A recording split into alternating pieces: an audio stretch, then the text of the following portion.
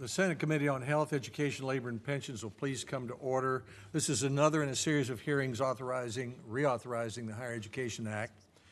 I look back, and this committee has held 22 hearings over the last 4.5 years, including 5 this year, in preparation for reaching a bipartisan result by early spring that we can recommend to the full Senate.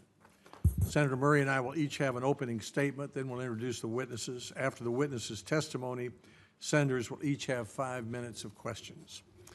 At the end of World War II, just 5% of Americans had bachelor's degrees. When Congress enacted the Higher Education Act in 1965, that number had increased to 10%. And today, 35% of Americans have bachelor's degrees. That's a remarkable story. Today, there are over 20 million students that attend 6,000 colleges, universities, community colleges, and technical institutes. This hearing is about the cost of going to college. While it's never easy to pay for college, it's easier than many think. And it's unfair and untrue to suggest that for most students, college is out of reach financially.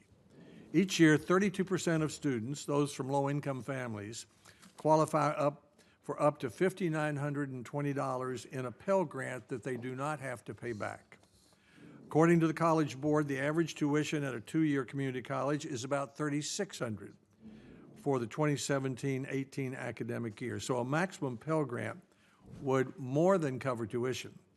Almost 40% of undergraduates attend community colleges. In 2015, Tennessee became the first state to offer 2 years of tuition-free education at community colleges and technical institutes to every high school graduate. According to U.S. News and World Report, 12 states have now passed laws providing some free community college. The average tuition at a 4-year public college is just under $10,000 for the 2017-18 academic year, according to the College Board. So a maximum Pell Grant would cover about 60% of tuition. About 40% of undergraduates attend public 4-year colleges, which include many of the best universities in the world.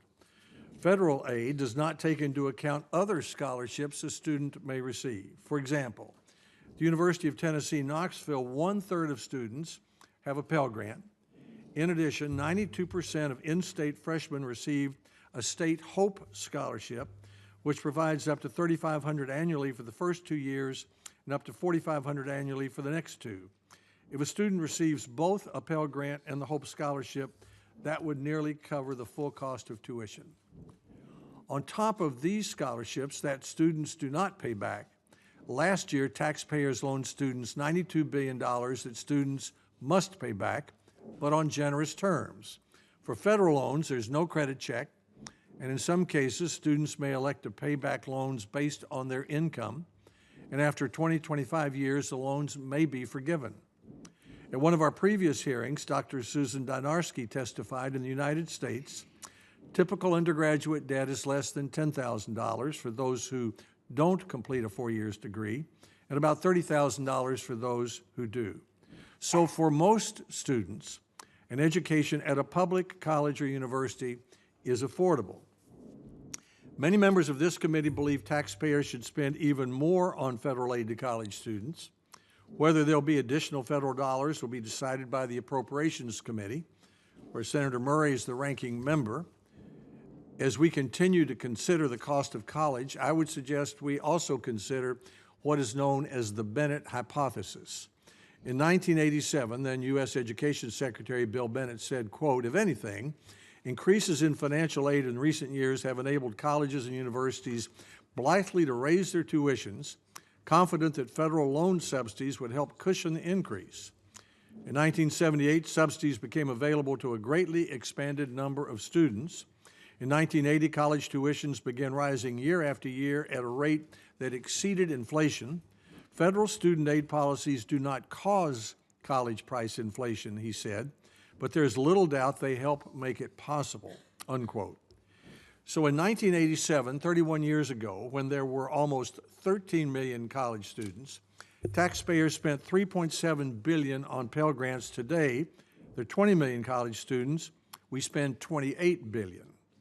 In 1987, taxpayers backed $11.3 billion in student loans.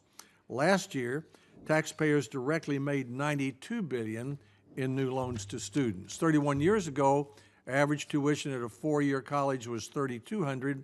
Today, it is $10,000. To the extent that the Bennett hypothesis is true, research suggests that the loans are more of a cause of tuition rising than the grants. So as Congress considers increasing federal spending on grants and especially loans, we should also consider whether these increases have an effect on rising tuition. Despite this, there's no doubt college costs are rising and a growing number of students are having trouble paying back their debt. Our work over the last 4.5 years has produced a number of proposals to reduce the cost of going to college and making it more affordable that do not necessarily include asking the taxpayer to spend more money on student aid. First, simplifying the FAFSA, the burdensome free application for federal student aid that 20 million families struggle each year to fill out.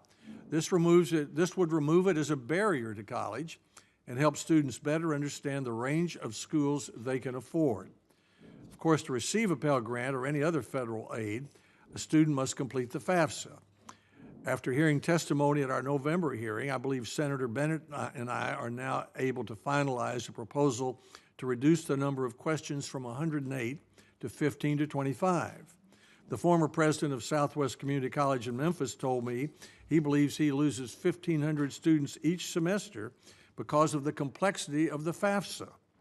Our proposal would also mean that students are able to apply for financial aid earlier in their senior year and can know how much college they're eligible for and which schools they can afford as early as when they enter high school. So simplifying the FAFSA would make it easier to apply for a Pell Grant, which in turn should help more low-income students unlock money to pay for college. A second way to make college more affordable without appropriating additional dollars is to simplify the existing 2 grant programs, 5 loan programs, and 9 different repayment programs, and direct some of those dollars to higher priorities, for example, additional Pell Grants. This complex system confuses students about aid and repayment options. It makes it harder for them to receive the aid that can make college affordable. At our hearing 3 weeks ago, Dr. Matthew Chingos testified that any money we save from simplifying the student loan system should be put into increasing the number or size of Pell Grants. Third, more competency-based education would allow students to more rapidly complete degrees based on knowledge and learning, not time in the classroom. Completing a degree faster saves the student money. And finally, it makes no sense to spend taxpayer dollars helping students earn degrees that aren't worth the time and money. At our hearing last week, witnesses testified that accountability measures that hold schools more accountable for their students' ability to repay their loans would help make sure college programs are worthwhile and loans are repaid. I believe these are all ways that Congress can make college more affordable. The Appropriations Committee will consider whether Congress should appropriate more tax dollars for student aid. But in the meantime, Congress can also help students afford college by better spending the $28 billion in grants and $92 billion in loans that we now spend each year. This would mean simplifying student aid, redirecting existing dollars for more Pell Grants, helping students complete their degrees more rapidly, and making colleges more accountable for students repaying loans. Simplifying programs and regulations to make colleges more affordable and make it easier for students to apply for federal aid and pay back their loans will help higher education become more financially in reach for students. Senator Marty. Thank you, Chairman.